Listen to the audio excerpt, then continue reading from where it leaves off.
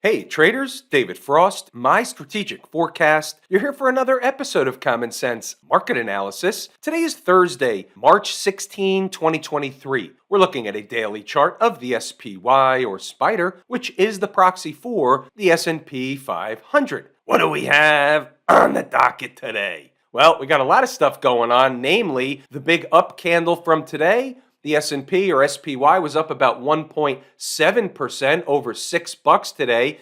It's a melt-up operation once above the trend line. She turns bullish. Just a glance over at the hourly chart. You'll remember from yesterday, she beat on the trend line, beat on it again, closed right on top of it at the end of the day, last few minutes of the day. Little shimmy pullback this morning. Yes, we did buy the low. I will get to that later. When we get to inside the numbers, she took off to the upside, got above the trend line, and the rest is, as they say, history. Above the trend line, she's bullish. Below, she is not. That's where we stand at present. So let's talk about some things in terms of how about a Friday pullback? Where would they go? Where would the first price of support be unless they're under it by the opening bell? Let's talk about that first off today. How about 393.50? Where does that come from? Why is it there? Well, we can use the 30-minute chart for this lesson, and it's a good lesson.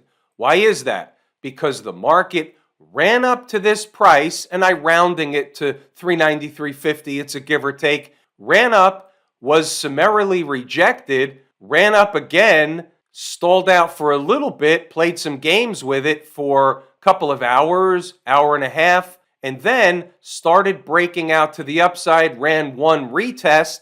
Well, this is an important spot. If they get below this spot, then they have more to go, like into these moving averages and beyond. But this is the last breakout area in the sequence. Therefore, if she comes back to test it, it is garden variety of support until it's not. What about the other side? Where's she going on the upside? Well, she's into this big breakdown candle, short of the 20-period moving average on the daily chart. That's a target that will suck price in. It'll also move down slightly tomorrow, so she may open above or below that. But the top end of this big breakdown candle from a daily chart perspective, all the way over 400, is really what the next major objective is. The 50-period moving average comes in around 399.71. It's around 400. The big breakdown candle, the high is over 400. That's the next big time target for the SPY. We talked about the banks. The banks are failing. They're getting bailed out. They're not failing. One's going to fail. Others are not. Here's the situation. It was always this.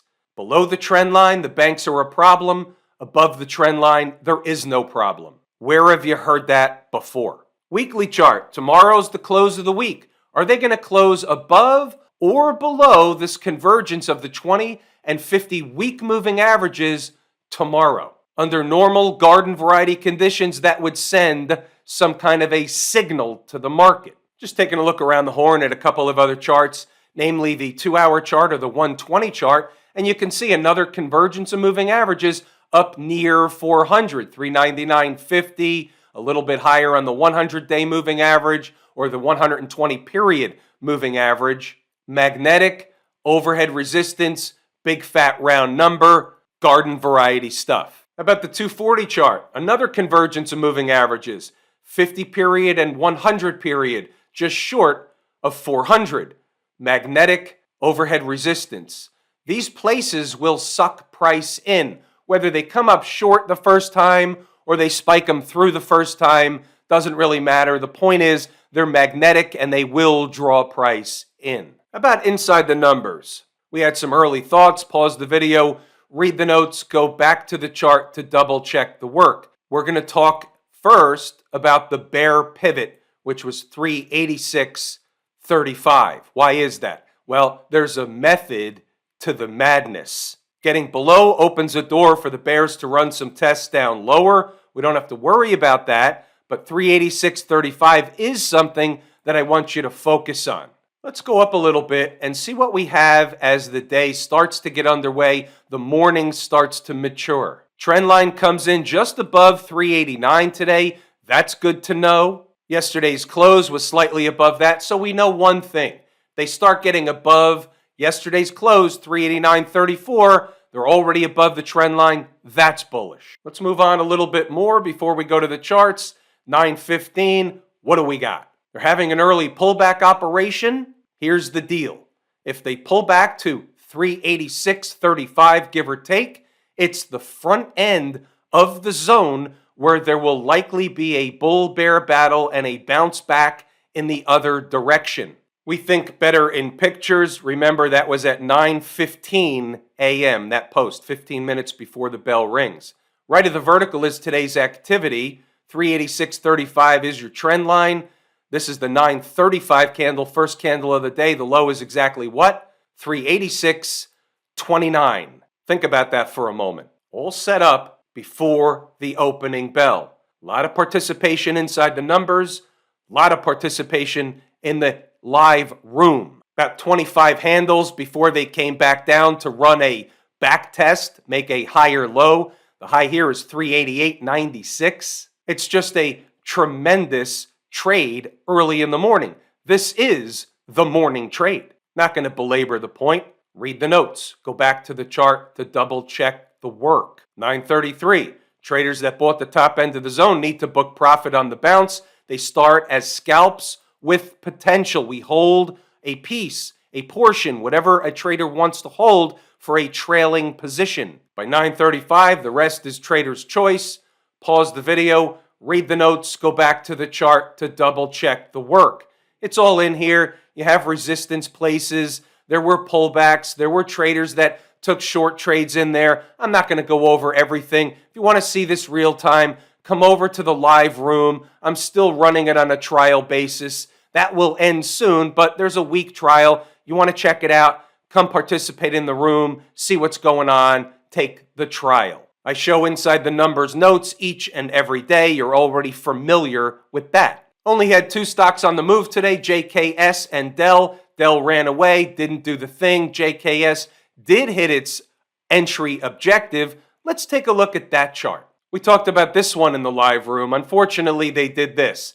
The candle ending, this 5-minute chart, ending 9:55 today. The low was 44.80 against my 44.79. They went ahead and did the deal. Then they came back down and they did the deal again. But that goes into the category of the manner in which. The takeaway, you got it.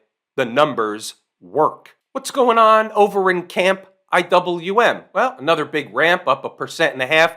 Relative weakness against the S&P 500. However, an up day, 1.5%. You can't throw stones at that one. They filled the gap. They backed off. They closed below the gap, left open the other day. No big deal here. They just didn't get above on a closing basis the gap. Not yet. What's that 169.29? That is considered unfinished business. If they do come back down, that's an interesting spot. The old spike the low and rip it back up in the other direction routine. Weekly chart, not exactly out of the woods just yet. We treat each chart independent of one another until or unless they start getting above the convergence of those three moving averages, 20, 50, and 200. Then there's really no dice. This is just a bounce in a downtrend. Big picture perspective, from a monthly chart perspective, this is a bearish pattern. They're just having an intra-month bounce, but this is a bearish pattern until or unless they get all the way back up into this zone and start getting above that 20-period moving average. Monthly chart takes a long time. Numbers are wide. Understand the time frame we're looking at. Very difficult to trade from a monthly chart. It's just used, or at least from where I sit, as a guideline from a longer picture, bigger picture perspective. What about the folks down at the transportation department? They were up today, but again, relative weakness against the S&P, up 1.2, 1.3%. There's nothing wrong with that. It's just relative weakness. So here's my takeaway. My two favorite market leading indicators. One is the IWM, and the second one is the transportation people, the transports. But the transports are my favorite canary in the coal mine.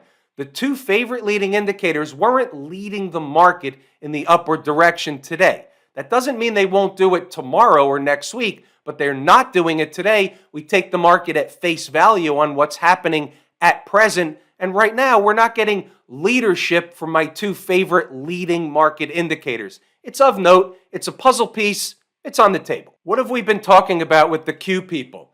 We've been saying this chart was in a different position.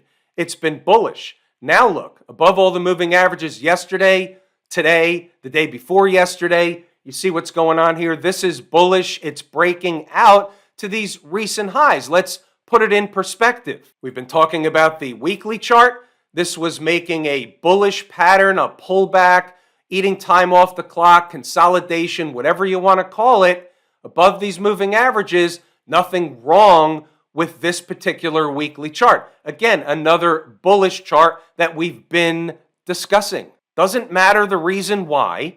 Price is the absolute arbiter. You learn that in market/trading school. Financials, certainly not out of the woods yet.